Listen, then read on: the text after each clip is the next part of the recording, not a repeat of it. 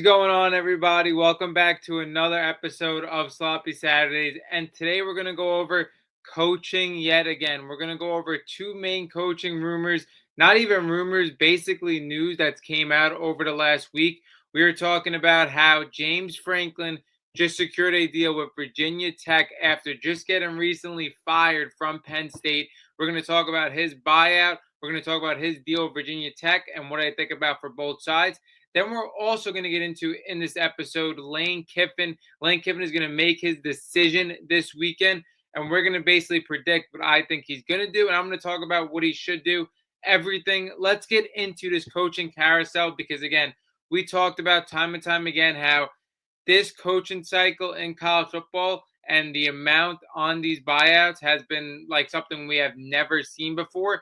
I said it time and time again. I do not think there are enough quality coaching hires for the amount of fires that are out there, which is going to lead a lot of demand for some of these candidates. Now, we see James Franklin being one of the guys snatched up already for Virginia Tech. Now, I personally like this for both sides. Everybody knows that I am a Penn State supporter, but I like this for both sides. Now, I told you guys coming into the year, if James Franklin makes another college football playoffs and he has another run similar to last year where he makes a deep run and loses, I still think he would retain the job. But now, when we look at James Franklin and his season for Penn State, things are an absolute disaster how it all shook out. I mean, we look at him losing the huge game against Oregon. That was one of the big games where he really could have stamped himself as winning a big game. Then after that, losing two 20-plus point spreads, like the whole team unraveled. Now, I do agree with what Penn State did in firing him. I mean, you have Penn State. You have to really have some type of standard here. You can't unravel a season where you had national championship expectations. You can't lose back-to-back weeks to two 20-point spreads. But I do love Virginia Tech hiring, and I do like him getting back in the coaching cycle. Let's get into everything now. His deal is a 5-year deal for $41.8 million. Now, again, that's $8 million a year. I think that's fine for market value. The big thing about this deal is how his buyout for Penn State, how Penn State basically got off the hook with him accepting this Virginia Tech contract.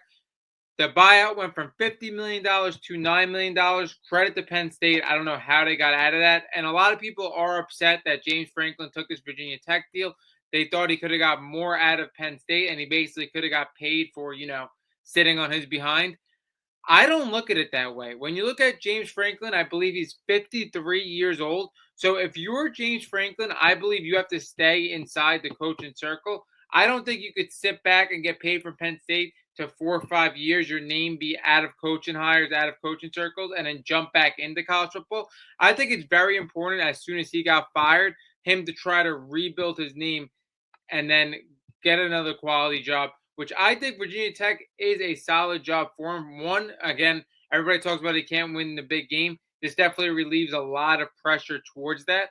But another thing I really like of James Franklin accepting this job is how wide open the ACC has been this year and how wide open it looks like to be. I mean, when we look at the two top dogs in the ACC, Miami and Clemson, I think we definitely had bigger expectations for Miami the last 2 years. Again, they haven't been taking advantage of their opportunity. Again, they are definitely in a way better state and tier than Virginia Tech is. And then when you look at Clemson as well, Clemson has been extremely disappointed after Deshaun Watson, after Trevor Lawrence. They have been able to get these top quarterback recruits and these top recruits, but again, haven't been able to really put it all together like we thought. I think this ACC is completely wide open. And when you look at the state of college football, him joining a wide open conference and him having a big name, he could definitely make dues in the transfer portal. He could definitely make dues with NIL. Like, I think James Franklin is a hell of a recruiter. He was a great recruiter for Penn State. And for him to bring that to Virginia Tech and a wide open conference where you really only have two teams in this conference that are a tier above you when you look at notoriety, when you look at spending, I think this creates a ton of opportunity for James Franklin. And when we look at this project in Virginia Tech for James Franklin, you could really talk about a guy that has 2-3 years where he brings in a ton of talent and Virginia Tech becomes a team that's a decent amount over 500. He's able to do that 2-3 years. he's back in the market again for another big job. And then when you look at this deal for Virginia Tech, I think it is an absolute home run. Again, when you look at relationships, whether it's coaching relationships, whether it's relationships in life, a lot of people like to really focus on how it went bad the last couple of weeks. But when you look at what James Franklin was able to do for Penn State, when he got hired, the state they were at, how he was able to turn it around a little bit. We looked at great years with Saquon Barkley, Trace McSorley. Even last year was a great year. I mean, you're looking at one or two throws away from a national championship berth. Like, again, I think him coaching on these big stage, now going to a smaller scale, and you being Virginia Tech able to acquire him, I absolutely love it. Like, again, I think it's really good for both sides. Again, a lot of people have an issue with the buyout because, again, he could have maybe got 40, $50 million to stay home and not coach. But I think if you're James Franklin, if you're 50 years old and you want to continue coaching for the next 15 years, it is very important to me to get right back into the circle. You do not want to be the guy that sits out of coaching for 2, 3, 4 years and then tries to get your name back in, because it's a lot harder doing that. And like I said, with NIL, with transfer portal, even being, a smaller type program, small type power four in Virginia Tech, you have the capability to rebuild a roster and more opportunity to rebuild a roster than you ever had before. You get this team to be a winning team, like I said, with your background that you have. 2, 3 years from now, you could go into an even bigger program. I like James Franklin staying on this path again. I know a lot of people have issues with the money, but again, one of those situations where don't be counting other people's pockets. I like this move for Virginia Tech, like I said, because they get a coach that was at a top 10 program for many years. So, again, that's an upgrade for them. And for James Franklin, I think there's a ton of opportunity in this. Now we're going to get into Lane Kiffin. Now, for Lane Kiffin, like I said, I think there is way too many job openings for the amount of quality coaches. That's why Lane Kiffin is the hottest name right now in college football. Not only has he showed himself to be open, he showed himself to not guarantee himself to be the Ole Miss coach of the future.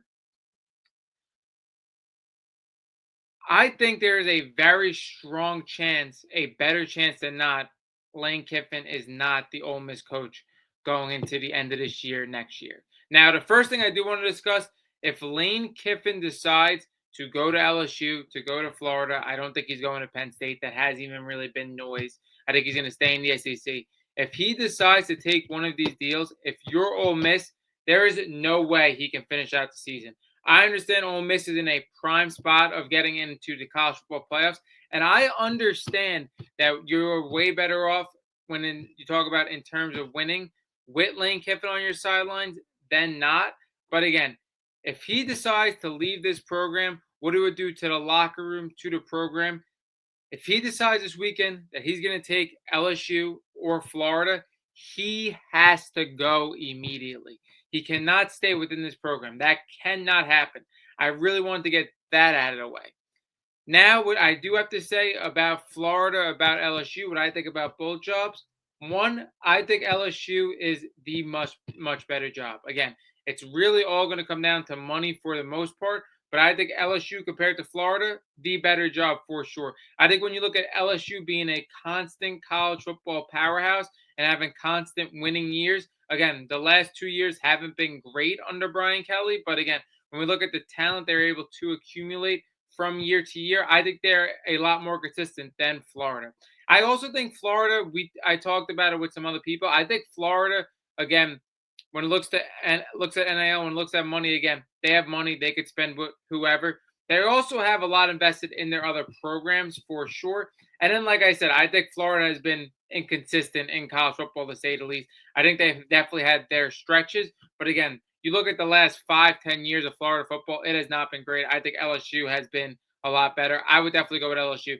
Now, the only reason why I could see you going Florida over LSU and anything other than money is because I do think Florida is a better recruiting state again. Because, again, you look at Florida, you look at Texas, by far the two best high school recruiting states. But I would go LSU over Florida. That's my opinion. Now, why I think Lane Kiffin is going to leave Ole Miss? Do I think he should leave Ole Miss? That's what I want to talk about first. I don't think he should, because when you look at LSU and you look at Florida, He's the hottest coach in this cycle. There is not a doubt about it.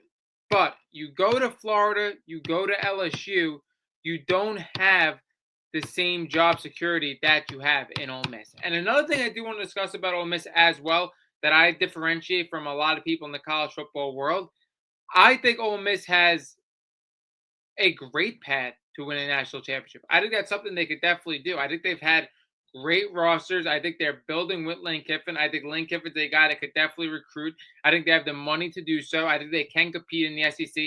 I think the notion that him staying at Ole Miss, they have no path to win a national championship, I think that's absolutely ridiculous. Now, like I said, I think if all the money is close, Lane Kiffin should 100% stay at Ole Miss because of job security. You do not get it done at LSU, at Florida in 2 to 3 years, you're gone. And then you're in a situation again where you have to find another job. You built this Ole Miss program to what it is right now. You have done a great job, in my opinion, the last couple of years. This is why you're the hot name. I would stay at Ole Miss if the money's close. Why I think Lane Kiffin is going to leave now is what we're getting into, is because I do not think the money's going to be close. Now, again, he is by far the hottest name in this cycle. You have programs that are desperate to have a program changer like Lane Kiffin, and I think Ole Miss is just going to get outbidded. I think there's going to be a ridiculous number for Lane Kiffin, and if I'm Ole Miss, I don't mind them not matching it because again, do I think Lane Kiffin is a really good coach? Yes, but I feel like he's getting now to the point where he may be even overvalued because you look at, like I said, how many coaching vacancies there are to the amount of quality hired coaches available. And Lane Kiffin is by far right now in, a realm of his own when you look at a coach that is available, that's a really good coach that knows multiple different eras of college football. Like again, he's the hot commodity. I think come this weekend he's going to make a decision, and it's not going to be Ole Miss because I think Ole Miss is just straight out going to get outbidded. And I don't mind Ole Miss for not matching a ridiculous offer. Again, like I said, I think Lane Kiffin is a great coach. I think he's getting a little overvalued. Drop down below what you think of both these coaching news. Drop down what you think of James Franklin's deal. Drop down what you think your prediction of Lane Kiffin is going to be. That wraps up this episode of Sloppy Saturdays, and we are